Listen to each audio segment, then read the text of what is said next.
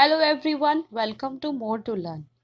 अगर अभी तक आपने इस चैनल को सब्सक्राइब नहीं किया है तो प्लीज़ सब्सक्राइब करें। आज का टॉपिक है English pedagogy previous year questions for CTET. So let's start today's video. A Hindi speaking teacher gate posted in a primary school which is in the area of Punjab. Since he doesn't know the local language of that area, he should first apply for the transfer to a Hindi speaking area. Transfer के लिए apply करना चाहिए. Second, motivate the community to learn Hindi as it's a national official language. Community के लोगों को encourage करना चाहिए कि वो हिंदी सीखें. Third, communicate in English as it is difficult for him to understand their local language. English पे communicate करना चाहिए. And fourth, use the child's language as a resource and start teaching. बच्चे की लैंग्वेज को एज अ रिसोर्स यूज करना चाहिए और start teaching करनी चाहिए. So the correct option is 4, use the child's language as a resource and start teaching. Question number 2.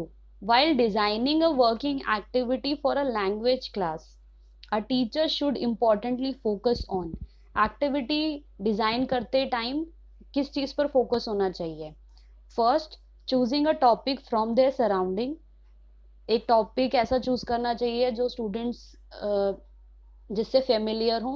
Second, giving clear instructions for the task. Task के लिए clear instructions देने चाहिए. Third, providing all the necessary vocabulary required for the task. vocabulary provide करनी चाहिए बच्चों को. And fourth, assigning an authentic piece of writing task. एक authentic piece जो है मतलब जो कहीं से कॉपीड नहीं है वो कुछ देना चाहिए लिखने के लिए, राइटिंग टास्क के लिए. Choosing a topic from their surrounding. Students के सराउंडिंग से ही टॉपिक चूज करना चाहिए जिससे कि वो फेमिलियर हो और वो उस एक्टिविटी में अच्छे से participate. Next question. As a language teacher, which one of the following is most important for you regarding teaching of grammar. Grammar पढ़ाने के लिए इनमें से कौन सी चीज सबसे ज्यादा इम्पॉर्टेंट है, जरूरी है? First, memorising grammar rules. Grammar rules याद करना. Second, avoiding grammar rules. Grammar rules को अवॉइड करना. Third, using functional approach.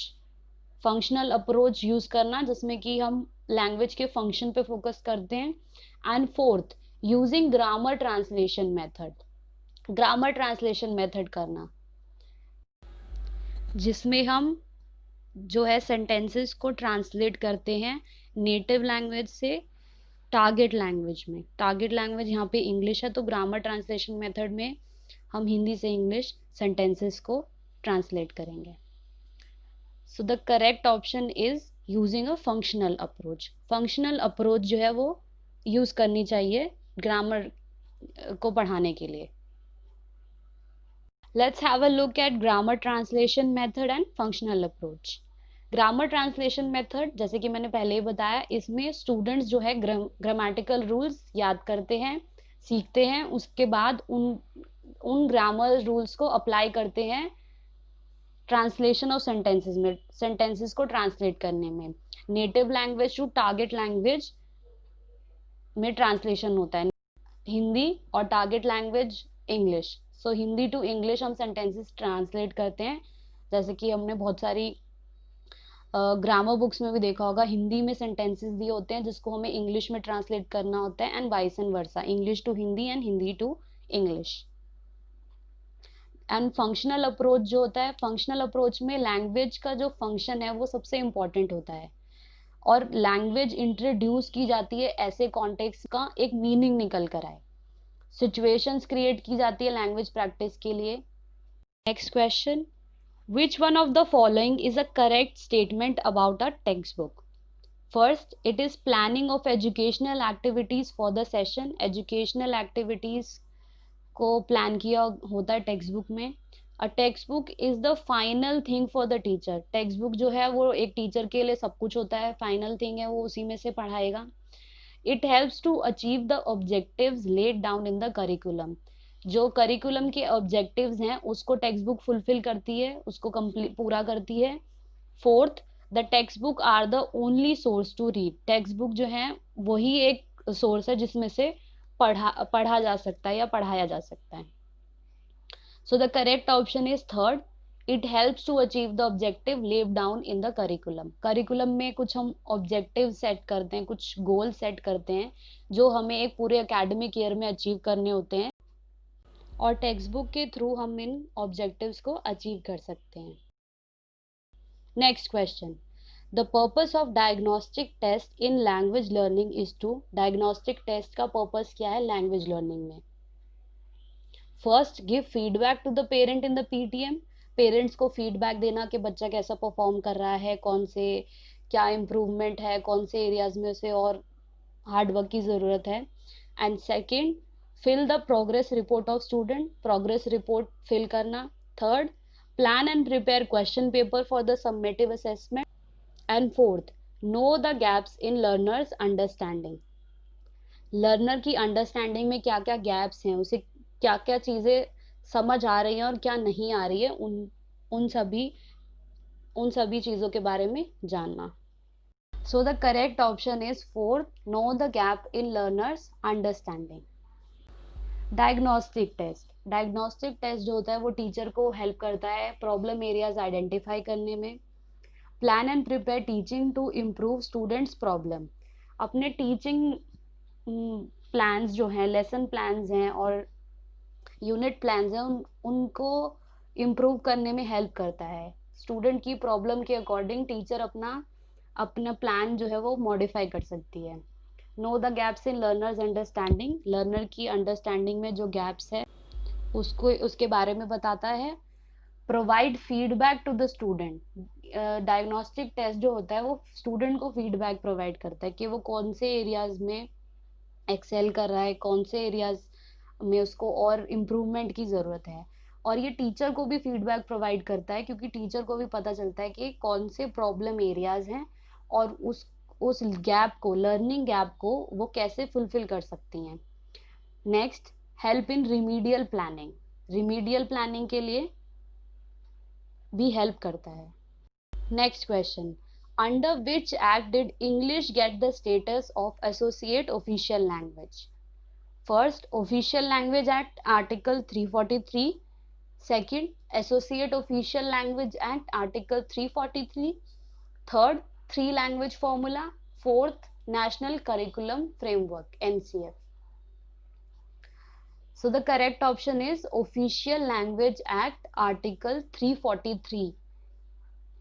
English में को ऑफिशियल एसोसिएट ऑफिशियल लैंग्वेज का स्टेटस प्रोवाइड किया गया था. Next question, banishing mother tongue in the classroom is the characteristic feature of dash method. Mother tongue को banish कर देना, क्लास में उसका कोई यूज नहीं होना, कौन से मेथड का फीचर है? First, direct method. Second, bilingual method. Third, grammar translation method. Fourth, natural method. इसका आंसर है first, direct method. Direct method में जो टारगेट लैंग्वेज होती है, जैसे इस केस में इंग्लिश है, तो इंग्लिश में ही जो है पूरा क्लासरूम टीचिंग होती है और मदर टंग का कोई यूज नहीं होता है. बाइलिंगुअल मेथड, जैसे कि नाम से ही पता चल रहा है, इसमें दो लैंग्वेजेस यूज हो सकती हैं. थर्ड, ग्रामर ट्रांसलेशन मेथड, जैसे कि पहले वाले क्वेश्चन में भी हमने देखा कि इसमें नेटिव लैंग्वेज है, जो मदर टंग है या जो भी वहाँ की लैंग्वेज है, उससे हम इंग्लिश में ट्रांसलेट करते हैं. एंड फोर्थ, नेचुरल मेथड, जिसमें कि लैंग्वेज को नेचुरली सिचुएशंस क्रिएट करके क्लासरूम में यूज किया जाता है.